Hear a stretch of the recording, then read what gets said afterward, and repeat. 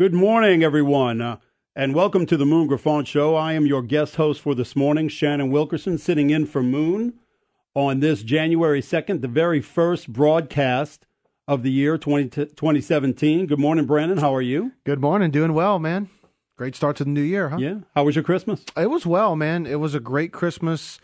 First Christmas with my wife, so we had definitely a very memorable Christmas. Oh, wow. That's special. Oh, yeah, most definitely. That's special. So we went to Natchitoches. Okay. Have you ever been there? Yep, been actually a couple years ago. Went to Natchitoches for the first time during Christmas. I mean, it's incredibly beautiful. It's fantastic. Yeah. You know, we went. It's the first time we've ever been. And, you know, you've got the light. Now, luckily, we went and Doopsie was playing. Rockin' Doopsie was playing. And, you know, there's a lot of people and very, very festive. It's the first time I've experienced anything like that. Yeah. And I highly recommend it. Everyone you go to, everyone's saying Merry Christmas everywhere. Okay, now did you get one of the meat pies?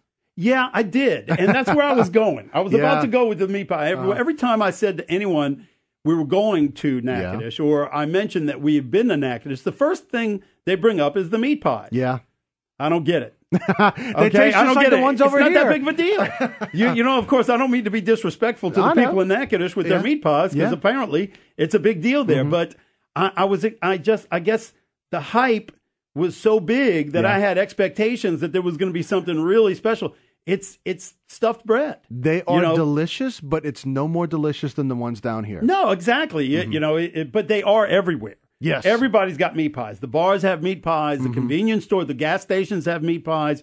Everywhere's got meat pies.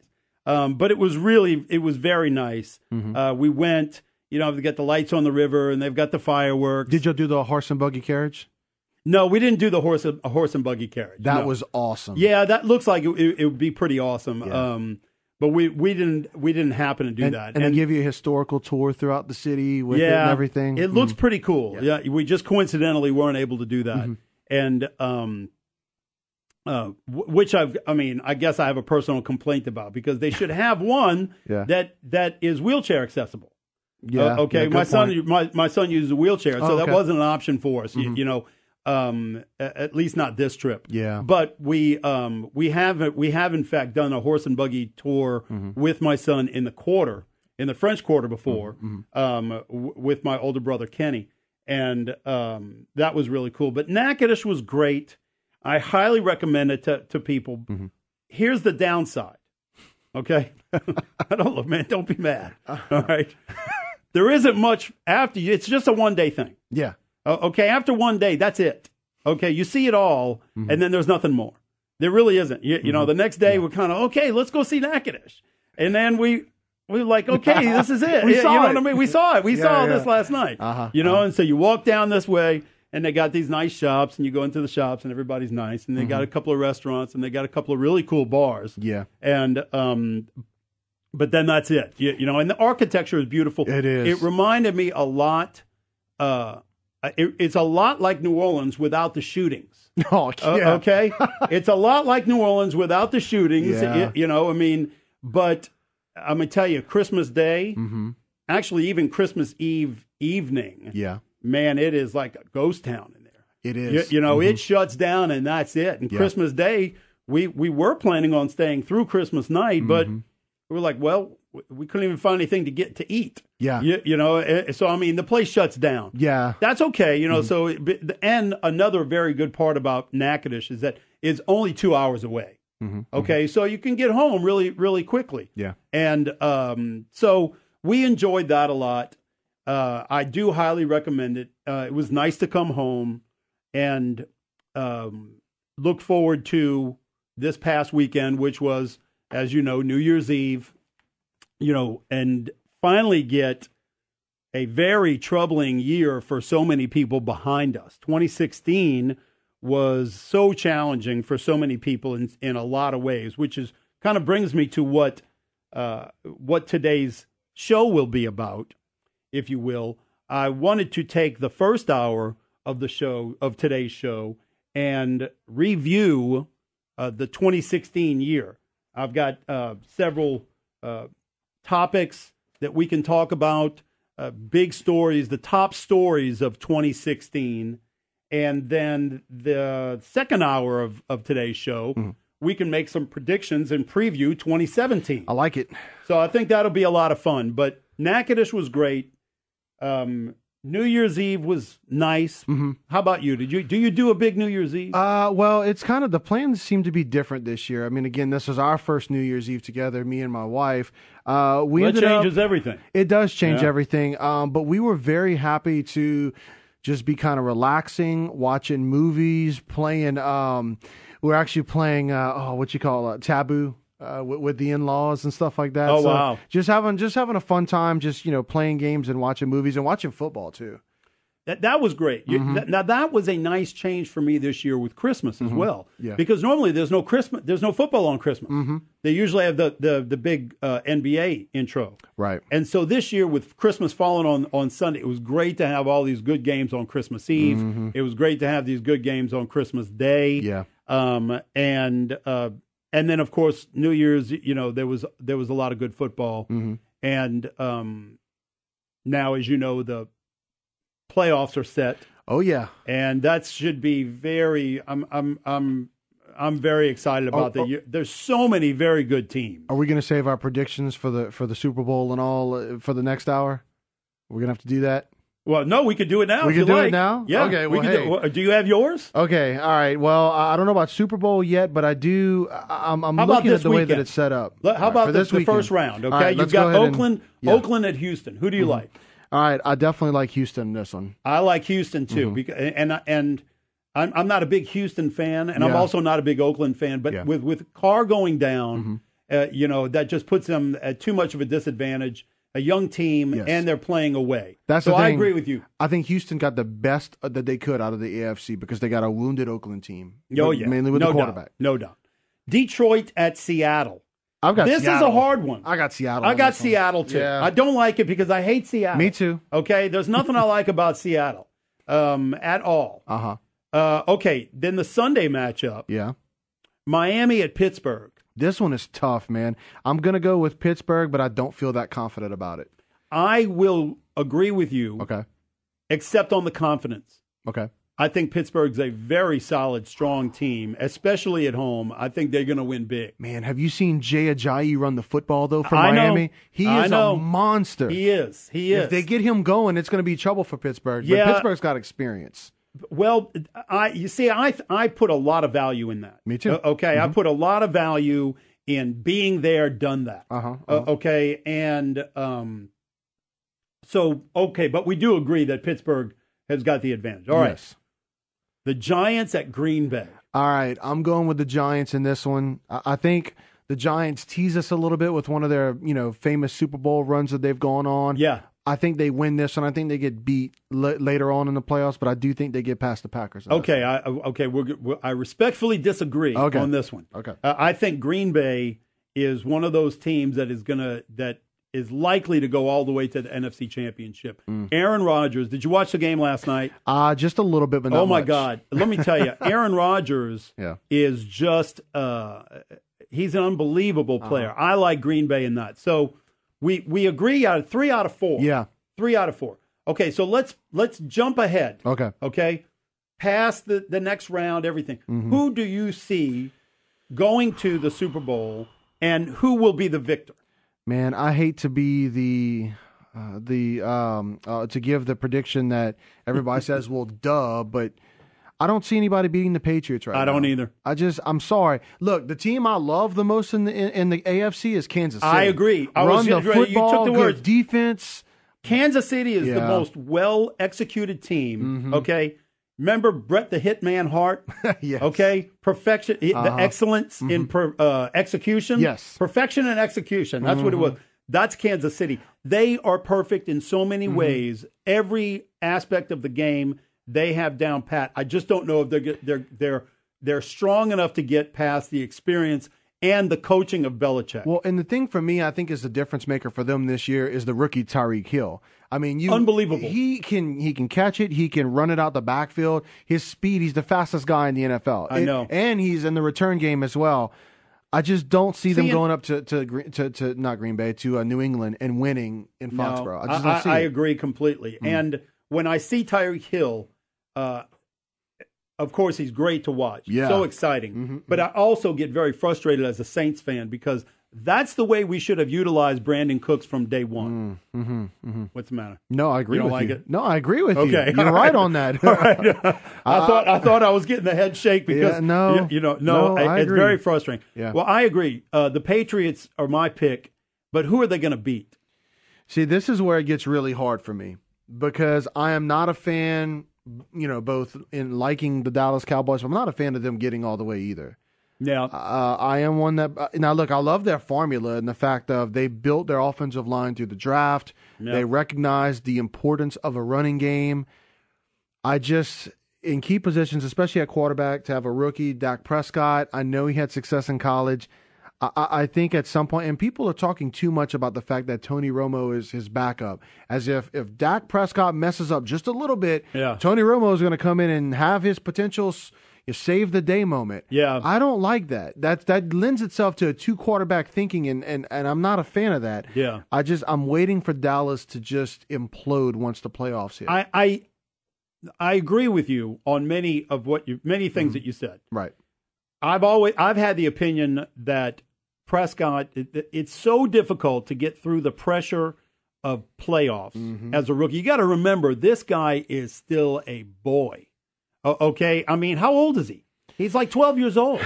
Okay, he's just out of college. Okay, seriously, what is he? 21, 22 years old? About, yeah. Okay, that's really young. Okay, and when I say that, I mean when you start dealing with the pressures and the attention and the media and the stress of getting through the playoffs. Okay, because during the regular season, all the media, all the attention is spread out all over the entire league, good and bad. Okay, well, with each passing week now, there are less and less people, and that means there are more and more people paying attention to you. Right. You got more, so I think that obviously puts them at a huge disadvantage. I don't think that they're going to make it to the I think that it's going to be between Atlanta and Green Bay. Atlanta is someone that I'm starting to think. You see, I've always thought of Atlanta as that team that chokes, and I'm really starting to think under Dan Quinn, who came from Seattle, has that tough mentality.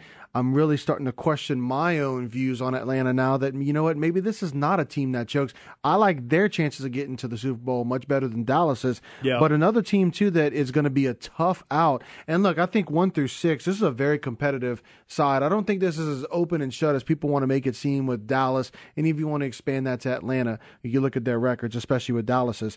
I think this is a very competitive side. But I do like Seattle's chances of ruining along the way. And look, they're a 3 seed. They had a down year this year, and they still ain't came up with a 3 seed. I know. Well, I'll tell you, as you know, my brother and I host a show on KBEL AM every Friday morning. Well, at the beginning of the season, okay, we make our predictions. Right. After the preseason, but before the first game. All right? And I picked the Patriots over Seattle in the Super Bowl. I mean, you can't ever cut those guys out. It's like the Patriots in Seattle. You always got to consider them. For in the end, it was like years ago. You always had to consider either Dallas or the 49ers and the Bills. You know what I mean? They were always a safe bet. Okay, can I give you my dream pick for the Super Bowl, though? This is not who I think is going to make it, but who I want to see matched up. Yes. Kansas City and Green Bay. I agree. I want it. Those are the two teams I would love to see. I'll settle for Detroit. Just because they got a losing, I'll settle for Detroit because I know what it's like to have a franchise that has lost so much and has been laughed at. Yeah, you're right about that. You're right. They're due. Okay, they're due, and it's kind of one of those God payback things. I call it. I always thought that played a big role with the Saints winning the Super Bowl. It was like after Katrina, God said, man, I got to hook up New Orleans. Okay. Well, now Detroit has been beaten down for decades. The city's broke. They've lost all of their infrastructure and their economy. And so they're due, and so I kind of think, and I'm not a religious guy. I just think it's like one of those things like that's what happened with Cleveland. Okay. And then Chicago with the Cubs winning, I always thought, well, maybe that's God hooking up Chicago because they've got such horrible crime over there. They need a boost, All right, we're going to take our first break. We'll be back soon. Join us on the Moon Griffon Show.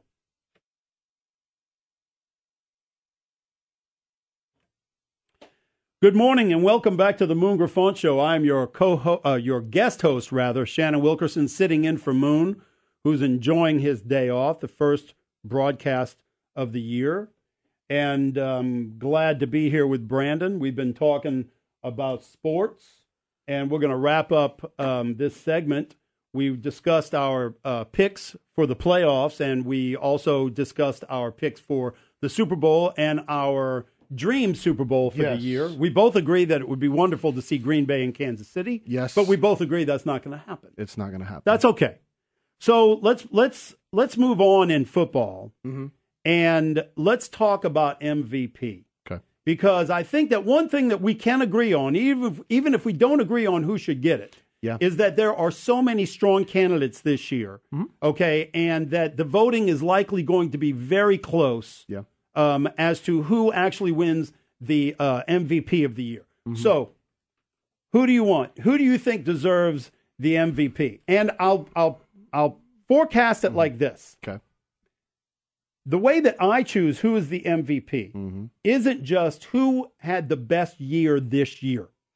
I look at it, and maybe you look at it differently. There's no rules. Okay. I look at it as if we had an open slate, tabula rasa, and every team can pick from the beginning. There's an open draft, okay, and you get the first pick, and you can pick any player you want of the entire roster of the NFL. That's how I pick who the MVP is. Having said that, who do you like? David Johnson. David Johnson from the Arizona Cardinals. Wow. I know. He is the best player right now in the NFL. Now, he suffered a gruesome leg injury yesterday, but he is the best player in the NFL. They've been comparing his stats to Ezekiel Elliott, who everybody says should be the MVP all year long. He's got better stats. I've watched both of them play. Yeah. Ezekiel Elliott is behind the best offensive line in the business. David Johnson's offensive line, not so much. And you know what? David Johnson has a team that is not that great overall like Dallas is. David Johnson can line up as a receiver. He's obviously a beast out of the backfield. His total yards is unbelievable for the season. He is the best player right now. Okay. I picked Tom Brady. You picked Tom Brady? Absolutely. Well, you have to explain why when we come back, because we're coming up on a hard break, though. All right. Thanks for joining us. Stay tuned. Good morning and welcome back to the Moon Griffon Show. I am your guest host for the morning, Shannon Wilkerson, joined by Brandon. And in our last segment, we were talking about the NFL's MVP and our picks for who we choose as our MVP picks. Excuse me. Right when we were about to go to break, I was sharing with you what my pick was. Yeah. And it's Tom Brady. The reason that I picked Tom Brady is because overall, Tom Brady has been the most consistent, best quarterback and player, in my opinion, in the league for such a long time. And he's going to deliver. He's an easy pick for me. Right. My next pick, a lot of people are talking about Matt Ryan, and I think that that's a fair pick. Aaron Rodgers is always a fair pick. Same thing. I think that Aaron Rodgers and Tom Brady are right there neck and neck. And the reason that I give you those picks is because of what I was explaining is how I view what the MVP should be. Who is the most valuable player in the league? And the scenario that I shared with you before the break before we started talking about this, is I come to that in the scenario, if you would imagine, if all the teams got to start over every year and there was an open draft, okay, and any player in the league was available to you, and you're picking first, who is the player that you want first on your team? Who do you want to build a team around? Who do you want to build? That's right. Who's got the most value? Yeah. Who is going to bring the most to your team in performance, experience, knowledge of the game, and athleticism. Now, I know that Tom Brady is not the athlete that Cam Newton is. Right. Okay. But That's the reason for my pick is Tom Brady. Now, the stats don't always back up something like that. Now, in your case, it does. Yeah. Because Tom Brady this year, 28 touchdowns, 2 interceptions. 2 interceptions. It's incredible. It's the best touchdown-interception ratio of all time. Of all time. Okay. Yeah. Phenomenal. But you can make the argument also for Drew Brees. Drew Brees passed for over 5,000 yards for the 5th time. You know, you can make the argument for Sam Bradford, who had the highest reception ratio of all time. You know, there's a lot of people you can make a great argument for. But here's one thing, too. Okay. All right?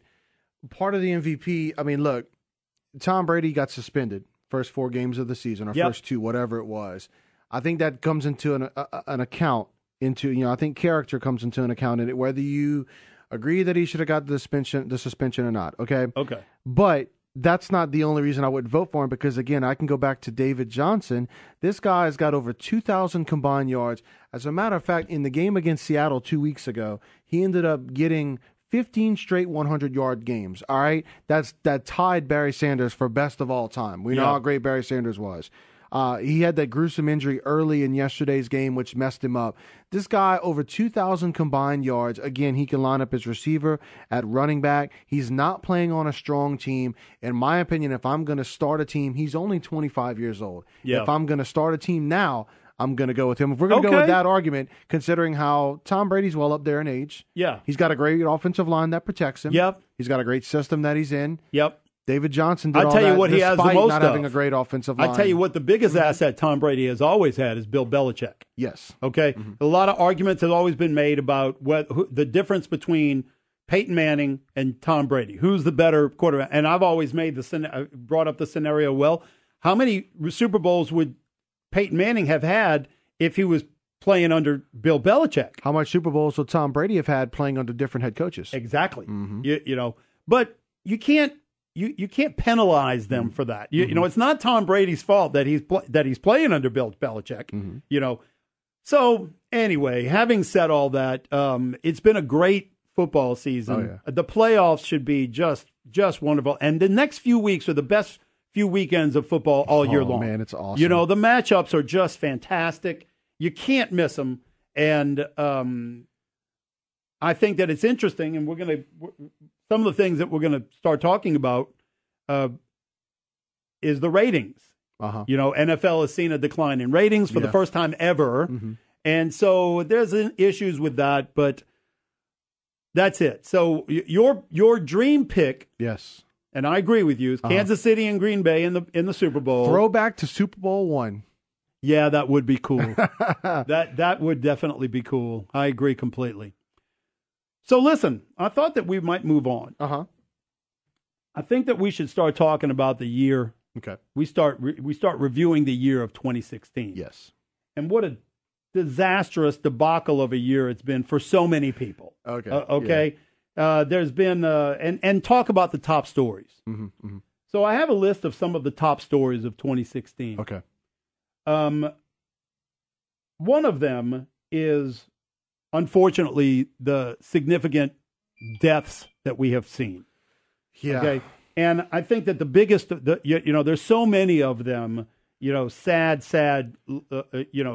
that have occurred. We've lost so many big people. And when I say big people, I mean big stars, big names. And so the biggest ones, and I hate to put it like that, but the biggest stories are obviously, I think, Fidel Castro. That's huge. Yeah. George Michael, the big name. David Bowie. That was a blow. That was early in the year. Yeah. Prince. And Muhammad Ali. Oh yeah.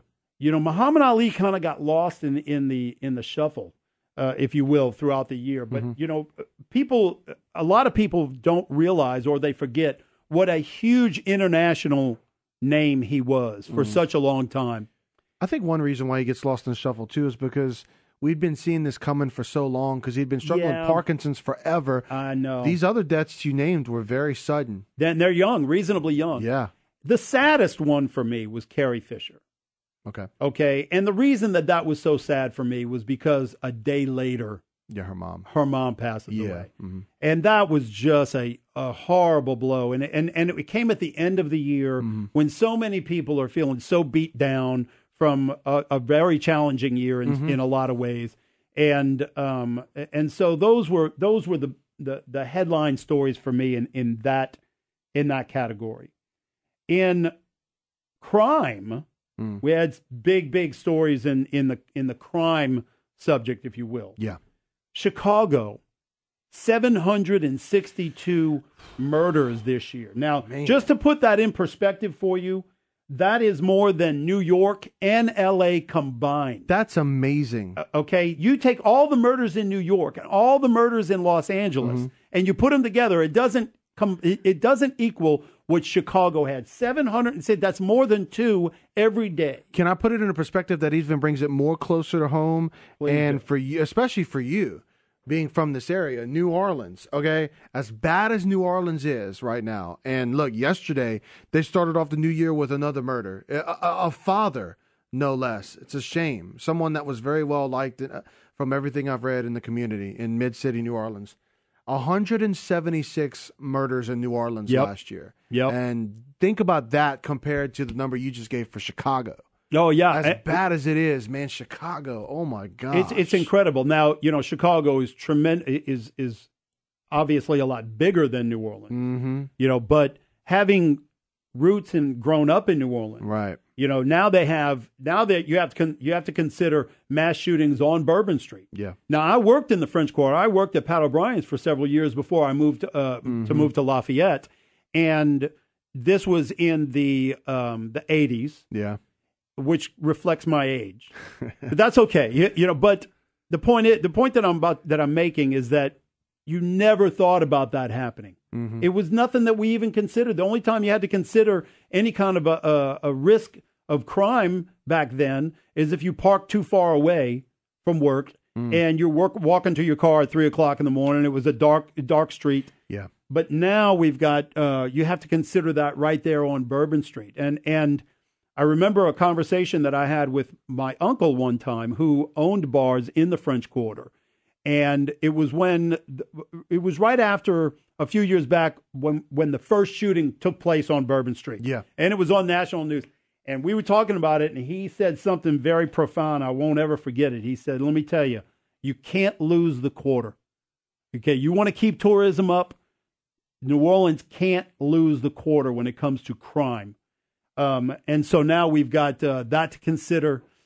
And other horrible crime stories for the year were the protests and the police shootings. That was just, it has become such a forefront when it comes to headlines and ambushes. Now we've got these police being shot. They've got 911 calls, and so police are responding.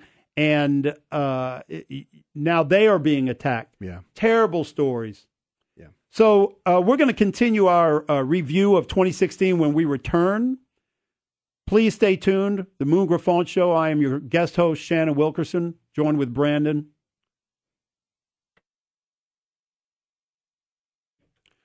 Good morning and welcome back to the Moon Griffon Show. I am your guest host, Shannon Wilkerson, sitting in for Moon this morning, joined by Brandon. We have been talking about top stories in 2016, and earlier we were talking about all of the people we lost in 2016, and then we were talking about the unfortunate crime that has occurred, Chicago, the police shootings, the police ambushes. We also touched on New Orleans. I just got a piece of information that New Orleans is actually 4th highest in crime per capita. We were discussing the difference between the size of the cities and such. Really sad how that has taken place. So moving on with other big stories in 2016, if I may. Yeah, go ahead. Let's talk a little bit about the top stories in sports. One of the big stories that I think that took place in 2016 was the Chicago Cubs. The Chicago Cubs winning the World Series. Almost said Super Bowl, wrong sport. Winning the World Series, that's huge. If you've ever known anybody from Chicago, you have no idea these people are fanatical about their Cubs. And I thought that was a great victory for them. Even Moon is a Cubs fan. He's got the Cubs gear. He was pulling for him the whole way. Yeah. I was pulling against him. Not that I disliked them so much, but I preferred Cleveland, getting it over the Chicago Cubs. Yeah. But I get it, though. It was so long. They had to wait so long to get back to it. Oh, yeah. There was, it reminded me so much because they were on that parallel course with Boston for so long. So it is good to be able to put those stories to rest. Yeah, you're right. And even if you don't like them, you have to be happy for them. You have to be happy. It's the same thing with the Cavaliers. Mm-hmm. And that's the reason. That's one of the reasons I was even more so pulling for Chicago is because Cleveland just got a championship. They had their moment. They had their moment. I got you. And so don't hog it all. Okay. Well, for Cleveland, who knows how long it's going to take before they can win it again. Now they're having a great season in basketball this year, but again, the misery, the high and the low. No, that's misery is the perfect description. Yes, to go from the high of winning the World Series to what this joke of a football season has been for Cleveland. Oh yeah, man. That's good Lord. The Browns are just as bad as they can be for so long. And to know that they were so close.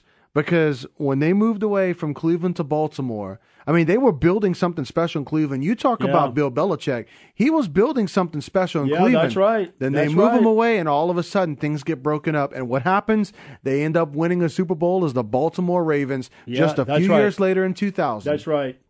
Yeah, that's a real backstabber for the people that live in Cleveland. Other huge stories in sports world 2016 was Michael Phelps. Yeah. That kind of gets, swimming it's not a very exciting, sexy thing. Okay? I think it's pretty fun if you have a great story like Phelps, though. I do, but the only time people pay attention to swimming is every 4 years in the Olympics. Of course. You don't tune in every week like you do for basketball or baseball or football. It's kind of a lost sport. Even at least you tune in regularly throughout the year for golf and tennis, some of those secondary sports that I like to call them. They don't have the ratings that the big three have, but people watch them. You don't really watch swimming. But Michael Phelps, the most decorated Olympian of all time, 23 gold medals, 28 medals total. No one expected him to even return to these Olympics. And he comes back and just tells these kids, get out of the way and let me show you how to do it. Yeah. It was awesome. It was the greatest moment of this past year of the Olympics, in my opinion. Well, a great story. Well, and you just mentioned it. He's someone that in Olympic years is up in age. And so it was a little bit of a risk for him to come back. And he's got to compete against these younger people. Oh, yeah, he could have gone out there and been like Mariah Carey. Oh, man, I saw that live. Good Lord. By the way. Oh. Horrible. First of all, I hate to digress, but since it came up, Mariah Carey, first off, look, she's got no business wearing that outfit in the first place. Ridiculous. She doesn't have the figure for that anymore, Mariah. Well, I was just talking about the accept fact that who it was you are. freezing You're older cold. and you're bigger. Deal with it. Okay? Come on. Put on something appropriate that is flattering to the figure that you have. What is she's in her 40s. Yeah. Got to be in her 40s, and the temperature was in the 40s that night, too. That's why I'm thinking, why are you coming out like that? Yeah, you don't look good, and your performance equals your appearance. Okay? It was absolutely horrible. Anyway, Michael Phelps could have gone out there and been as embarrassed as Mariah Carey was on New Year's Eve. Yeah. But he didn't. He let all them kids know who the boss is, and it was just a fantastic story for the Olympics and for our country. Yeah. The best part about it is that he plays for our team. I know. Okay, if he was a Russian or even an Australian, or whatever, it wouldn't have been as good. Right. Okay? He plays for our team, and he's a champ. Now, the other big story, in my opinion, for the year in sports was Colin Kaepernick. Oh. Now, I've always hated Colin Kaepernick before he started taking the knee. But when he started doing that, I think that was a huge story because he got involved in the Black Lives Matter movement. Now, like it or not, okay, that's a big deal. Okay, and other players started taking the knee, and then all of a sudden, all these other athletes and all these different sports are taking it. You got the girl in the soccer taking the knee, big soccer player Megan taking the Rapinoe. Thank you. Yes. And all these. Now, let me tell you my problem with that. Okay. Of course, I think people, if they have the right to do it, exercise your right, fine. I don't like when people bring when players bring politics into sports. So I was about to say, it was one of those ugly moments where sports and politics came together, and it was just ugly. And I don't like it. And we had it last year. The Giants came out. No, don't shoot hands up. Okay, you mean the one of Rams? the games. Pardon? You mean the Rams, the 4 St. Louis I'm sorry. Rams players? I apologize. The Rams. It was the Rams. Thanks. You know, listen. I myself, and I think I speak for most sports fans. I tune in to watch these games to get away from all that. Yeah. Okay? I don't want to hear about politics or news or any of those issues when I sit down and I want to watch a ball game. Okay? And when you start the ball game and that is the topic, I think that it just puts gray and dark on the game itself. You know, and I think that was a big story in the sports world because, like it or not, man, everybody was talking about it. People that supported him were talking about it. People that didn't support him were talking about it. Now here we are talking about it. So I think that those were the top 3 stories of the year in sports. Oh, most definitely. You know, now the biggest stories of the year, in my opinion. Okay. I saved them for last. Okay. The second biggest story of the year was Hillary Clinton's emails. That was huge. It was so reflective of, I don't know, the politician she is, the people that she surrounds herself with, like her or not, support her or not. That was in black and white. You could read what was going on. Also, it really introduced the world to modern technology and how you have no privacy at all. Okay. Anybody's emails, Facebook, Twitter can get hacked into, and they can find out everything you have ever written on anything with your email. And a quick point of that before we have to end the hour. You're talking about the emails. One thing that Donald Trump has done brilliantly is everyone is focused so much on the hacking of the emails. He has led the focus, getting it to what the content of the emails was about. Yeah, I think and that brings me to the biggest story of the year is the Donald Trump victory. Now, I can tell you, going into the election night, I didn't think that Donald Trump had a chance to win. Right. I was even upset that was the Republican candidate. I said, come on, guys. We got to field a better player than that. He goes in there and he wins, and everybody is still shocked. Thank you for joining us this first hour of the Moon Griffon Show. I'm your guest host for the morning, Shannon Wilkerson. Stay tuned for the second hour where we will preview 2017. Good morning and welcome back to the Moon Griffon Show. I am your guest host for the morning, Shannon Wilkerson, on this year's first broadcast, the first broadcast of the year, joined by Brandon. The first hour was a whole lot of fun. We were talking about the playoffs, the NFL playoffs, our picks for the playoffs, our picks for the Super Bowl, our dream picks for the Super Bowl, and, of course, our picks for the MVP. And then we went on to review the top stories of 2016. And when we ended the first hour, we were just starting to talk about the biggest story, in my opinion, of the year. And that was the Donald Trump victory. Oh, most definitely. I still can't believe it. I still just can't believe it. I remember doing this show a few years ago. My brother Gary and I sat in one time, and we were joking about the possibility of a Donald Trump Hillary Clinton ticket. Right. And it was this joke. It was like, can you believe this? And we even said, they could do their debates on pay-per-view. Nobody's going to miss it. Well, it all came around. He ran. He got the nomination. nobody, including myself, expected him to be able to win. And here we are with President-elect Donald Trump. And I think that there's a lot of mixed opinions about that.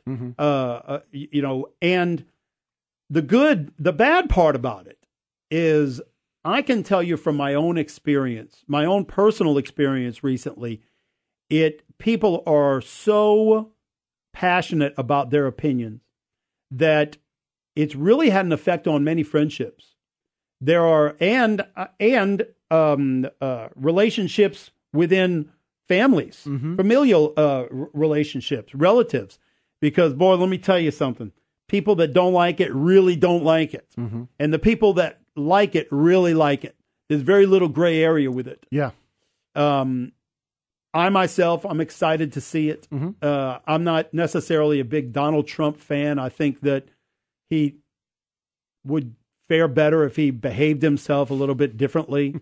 But that's what got him elected also, in my opinion. Well, I think that his demeanor and his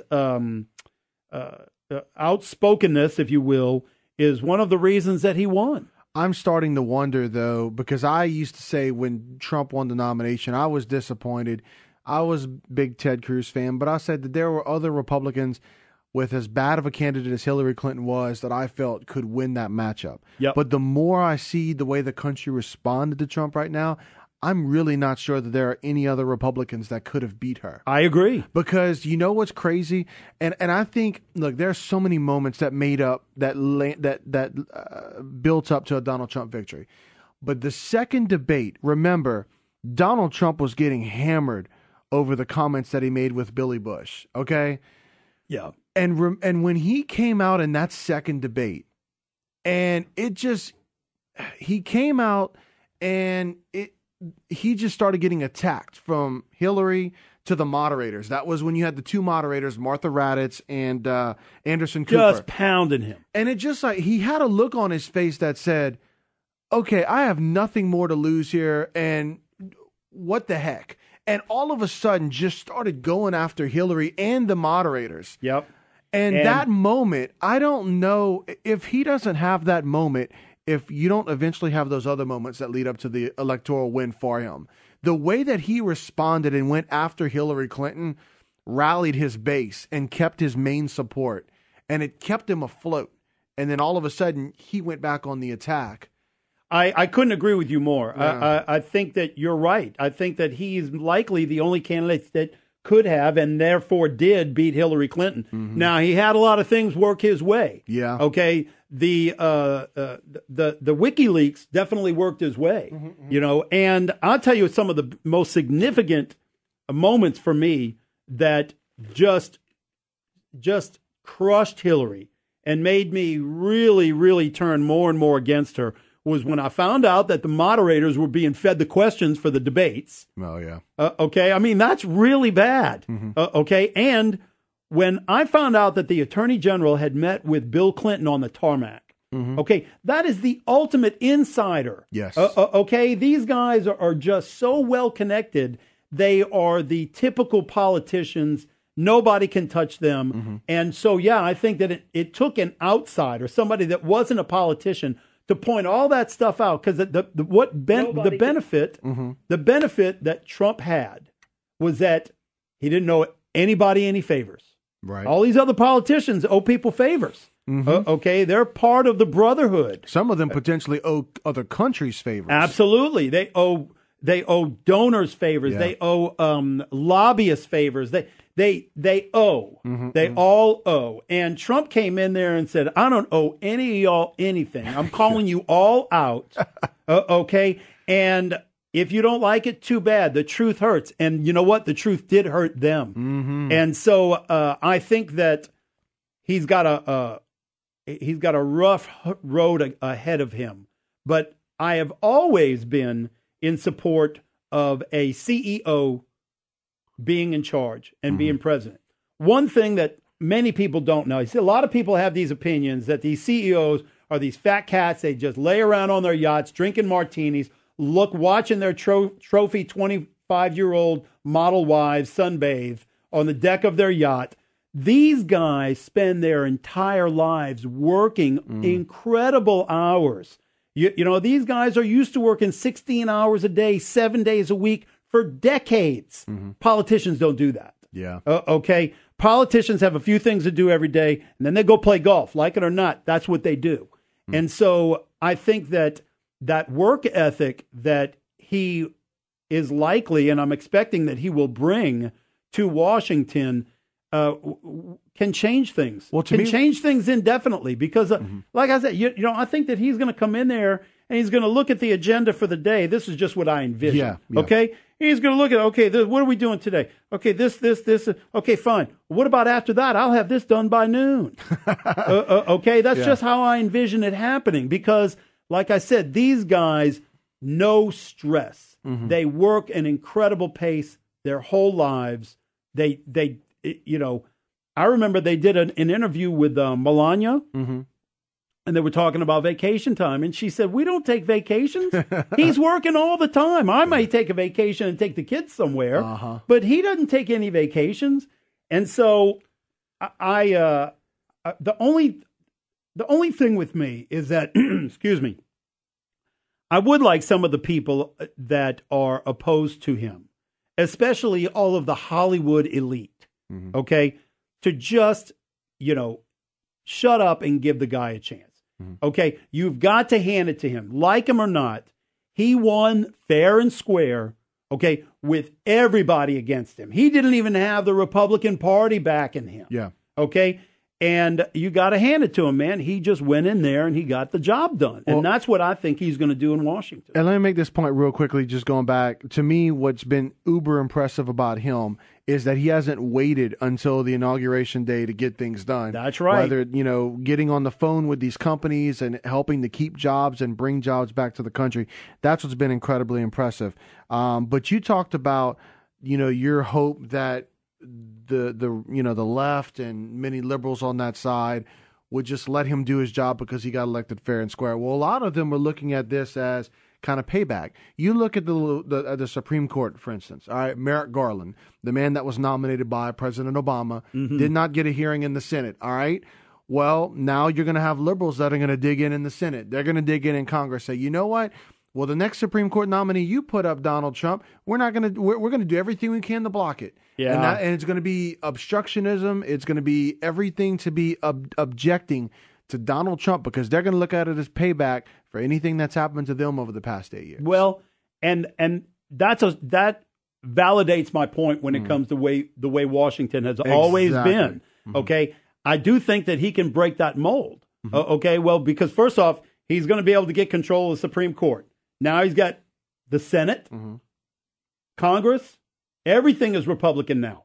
Even look at the even everything is Republican. He can get more done now than perhaps any president in history. But you look down even at the trickle-down effect, not even just on a federal level, but on a state level. Republicans feel like whether they've liked him or not, they have a leader now. And That's you right. listen to even state Republicans here in Louisiana that all of a sudden feel emboldened, to fight for conservative principles. Now, so far it's a lot of talk. We'll see if it goes into action. But I think the trickle-down effect from Donald Trump has been huge. Yeah. And that played out in our elections here locally. I agree. I tell you another thing that the trickle-down effect has affected or had an impact on, rather, is, and a lot of people on the left call this haters.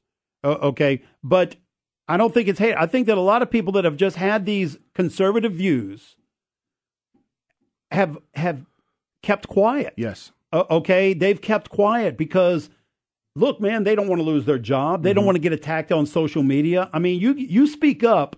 You put a lot on the line nowadays. And I think that more people now feel comfortable sharing their opinions, sharing their views about these social issues, political issues, education, all these different things that they've been thinking all these years, at least for the last 8 years.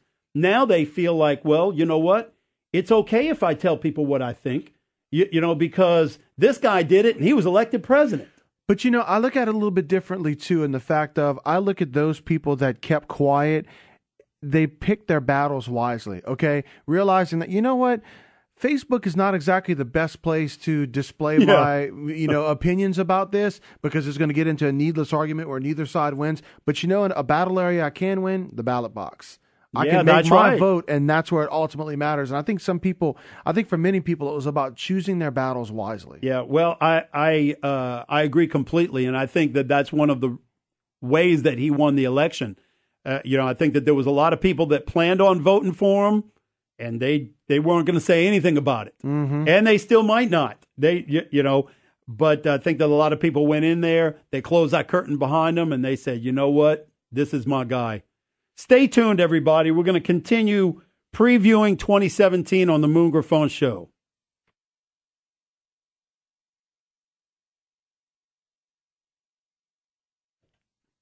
Good morning, and welcome back to the Moon Griffon Show. I am your guest host for today, Shannon Wilkerson.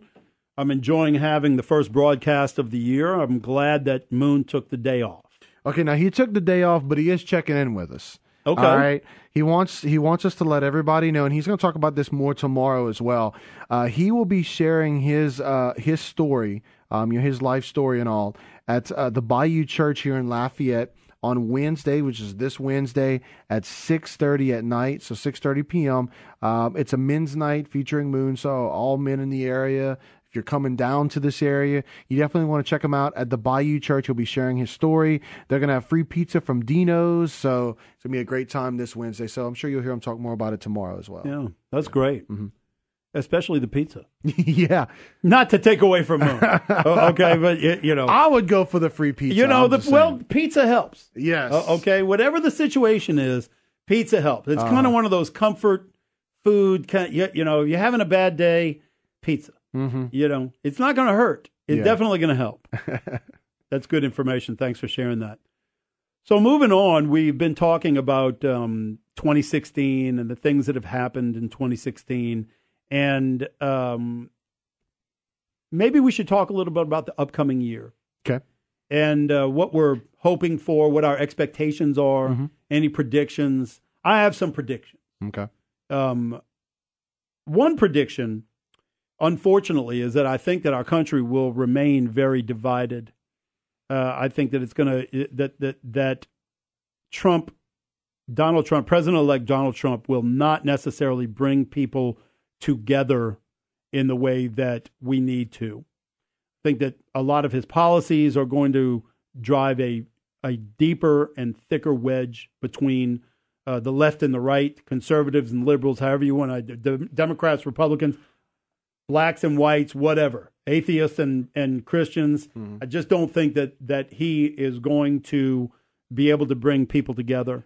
I hope that some of his changes will, but I just don't. I think that our country is going to remain divided terribly. But is there any candidate that could have brought our country together? I really don't think so. Well, yes. Okay. I think that Barack Obama could have done that. I think that 8 years ago, that he was in a position that he really could have solved a lot of the racial tensions. I think that he could have solved a lot of the division in the country, but he took the other direction. I think that his policies were more one-sided. I think that being the first black president, he could have been able to bring people together, but I don't know because it never happened. Okay, it's really what I did expect 8 years ago. I thought that that's what was going to happen. I think that because anything that I know this may sound bad, okay, but I think that no matter what he did, the left wasn't going to turn against him. Right. Okay. They kind of are now a little bit, but not as much. Yeah, but not too much. But they would have still supported him no matter what. Right. Okay. So I think that he could have reached across the aisle to the conservatives and brought people together without losing his support on the left. Okay. And that's what you need to do. Okay. If you're going to be able to reach out to the other side, you got to be able to do that without getting your own guys turn on you. So to answer your question, yes, I think that he could have at least begun or made some progress with it. Okay. He didn't, and so here we are. Here's my follow-up then. Go. So do you believe that he was a well-intentioned person who was just naive, or do you think this was all by design as far as not bringing this country together, but actually driving it further apart? I don't think either one. Okay. I don't think that he went in with either intent. Mm-hmm. I think that he went in and he just kind of cruised. I think that he spoke his mind about things when he probably shouldn't have. He got involved with issues that weren't necessarily his business, in the States. Yeah. And so I don't think that either one of those is what happened. Nevertheless, here we are. Mm-hmm. So that's one of my predictions for 2017. Another is that I believe that Trump's popularity with his supporters is going to skyrocket. I think the people that like him are really going to like him. And he may broaden that base some, but I do think that his popularity is going to soar, even internationally. I think that he's going to be able to really fix a lot of problems that people are not happy about. Mm. And so those are my first two predictions. Okay. We're going to remain divided, but he's going to really get some deep-rooted support. How's that? Sounds good. All right. Stay tuned, everybody. Shannon Wilkerson sitting in for Moon Griffon.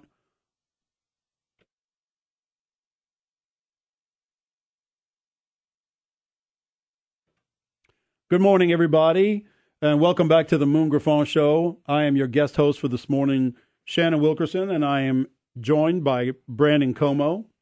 We have a caller that's been patiently waiting to share his thoughts with us, Dwayne from New Iberia. Good morning, Dwayne.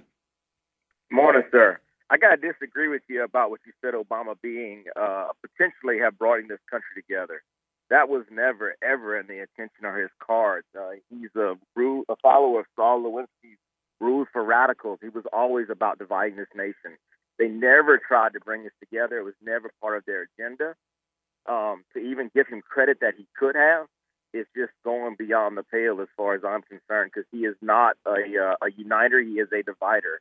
He's injected himself in every issue as a divisive point, and he has not led this country from a position of strength, but rather weakness, and of wringing his hands and apologizing rather than standing up for American principles and doing the right thing.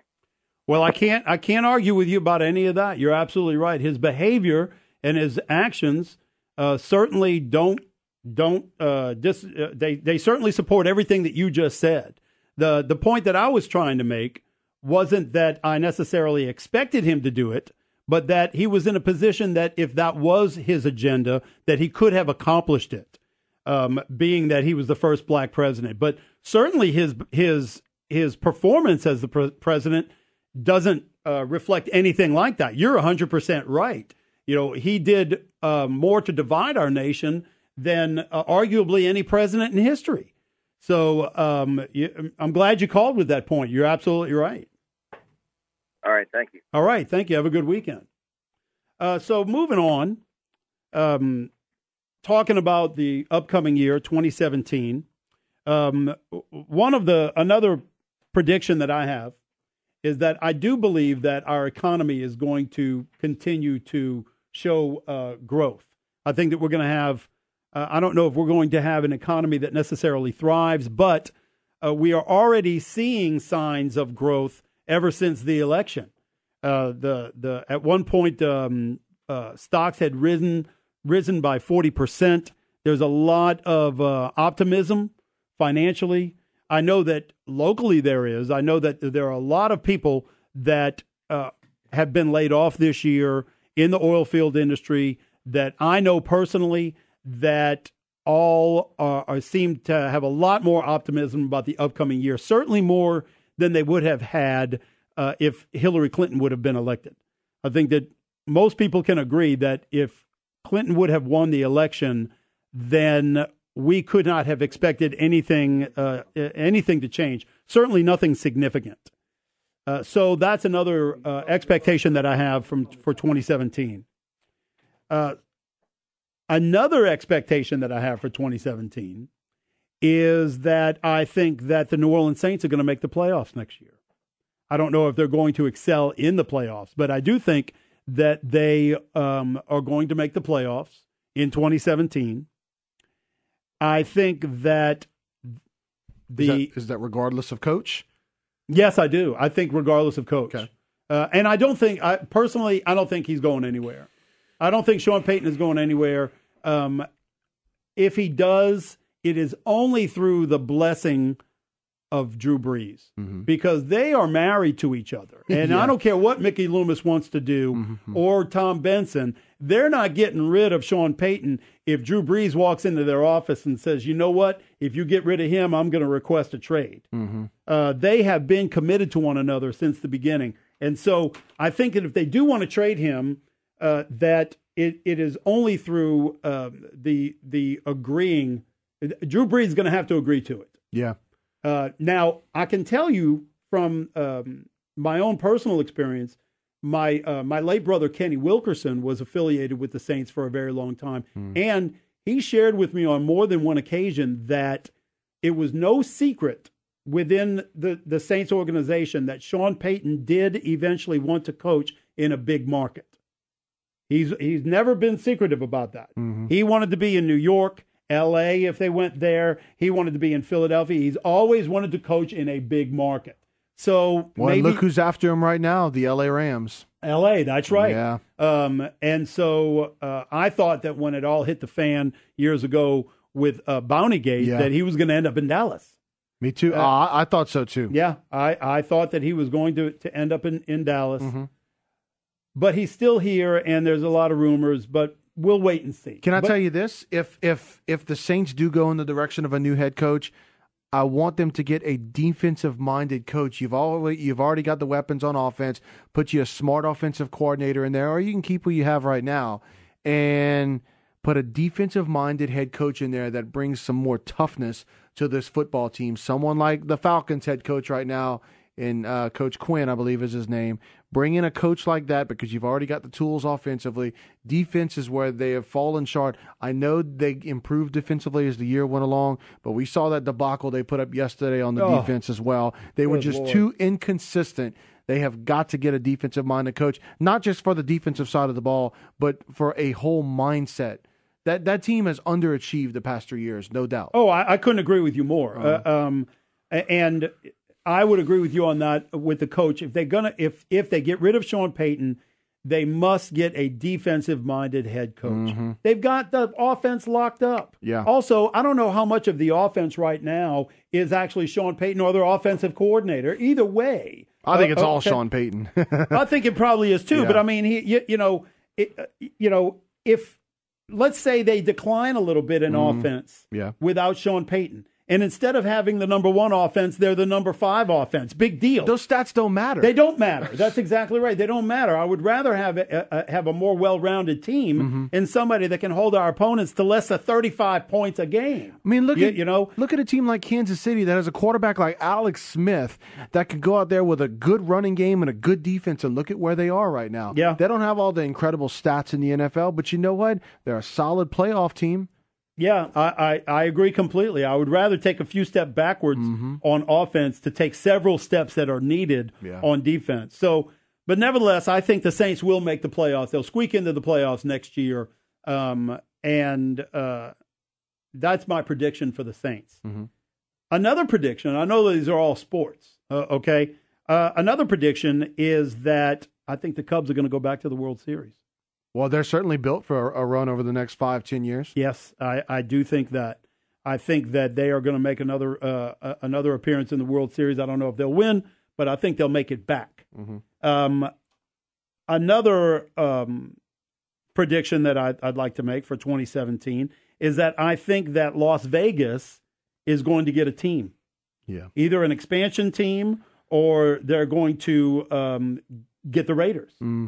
I think that's a great move. The Las Vegas Raiders. Yes. That actually kind of goes together. I know. I think that Vegas is a location that a lot of people would want to travel to see their team play in. I would even be supportive of them just building a stadium and hosting games throughout the year from 2 visiting teams like we do in London.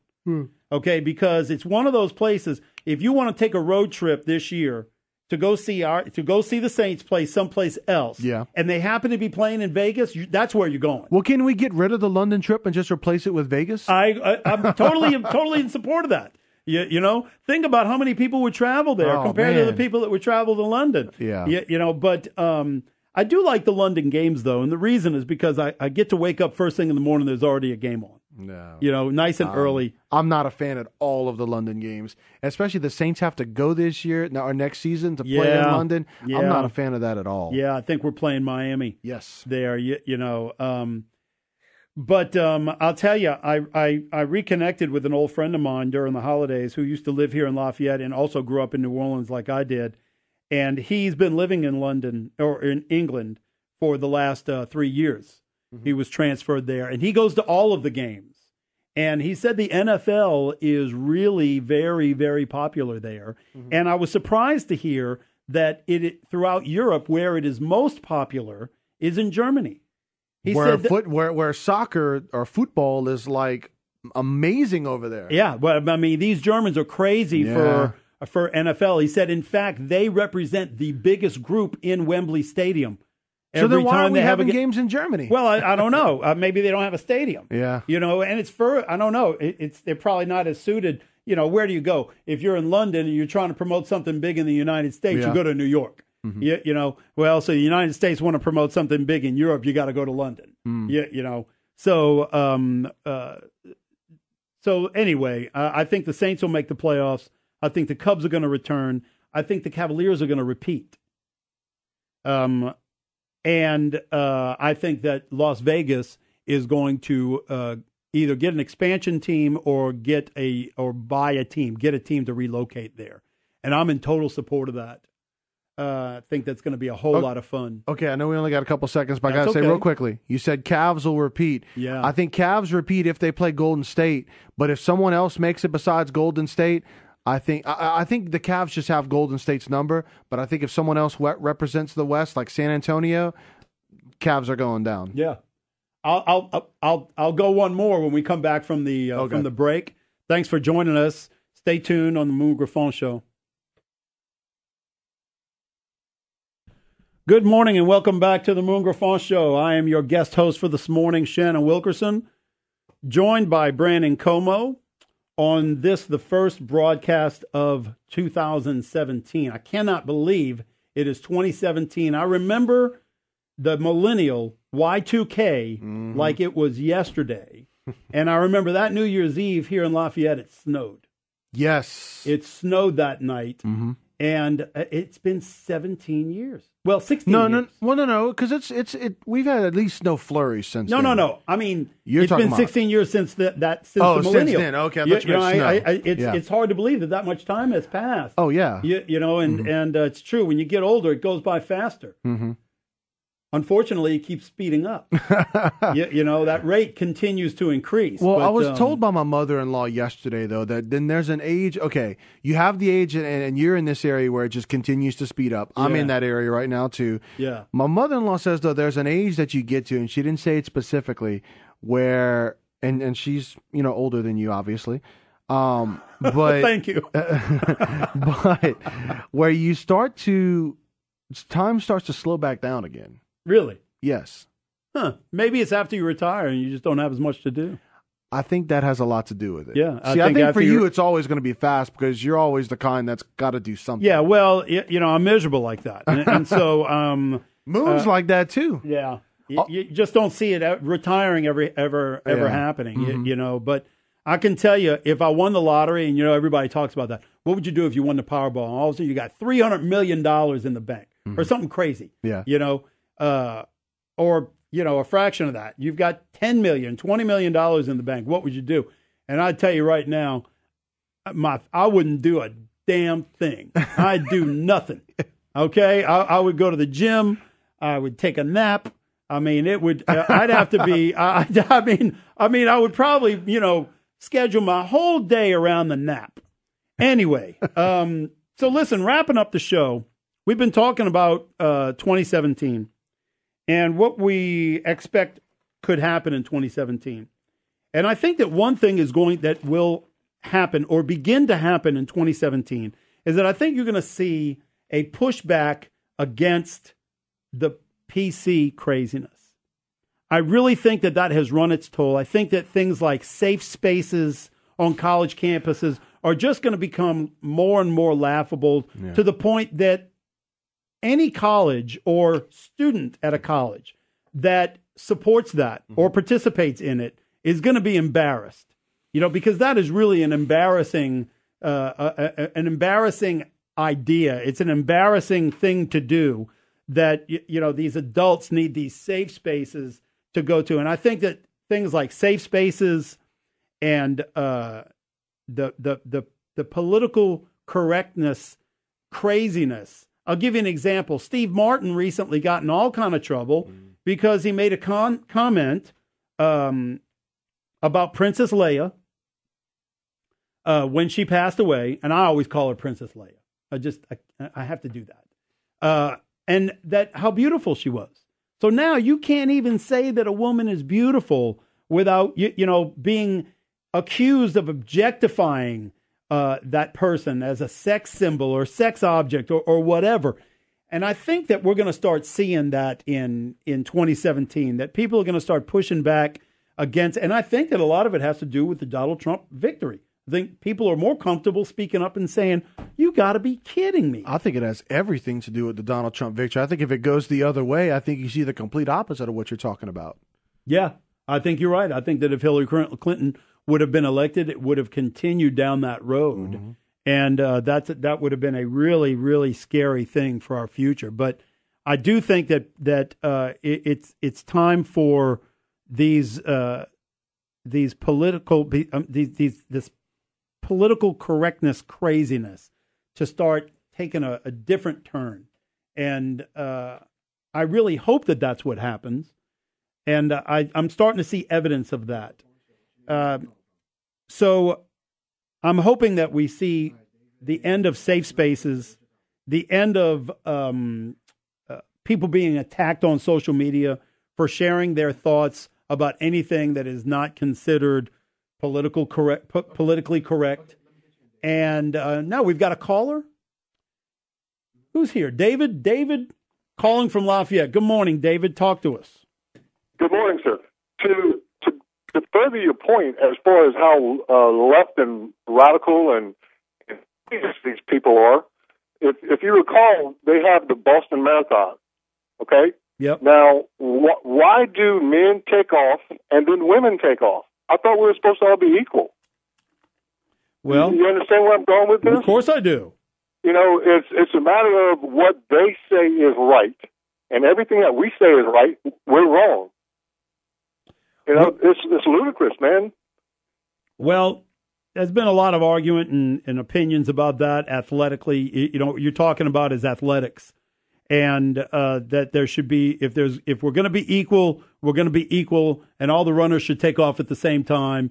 And but athletically, that it's hard to make that argument. It's hard to make the argument. Listen, I know that there are a lot of women now, females in general, that are athletic machines. I mean, they've got women now that are fighters, professional fighters. Mm. There are women that are incredible triathletes, and their bodies are amazing. The muscle tone and the muscle mass on their bodies is incredible. Mm-hmm. But I would make this point that if you took that same training these women are conducting to get into that kind of shape, and you apply that same training to a man, they're not going to be equal athletically.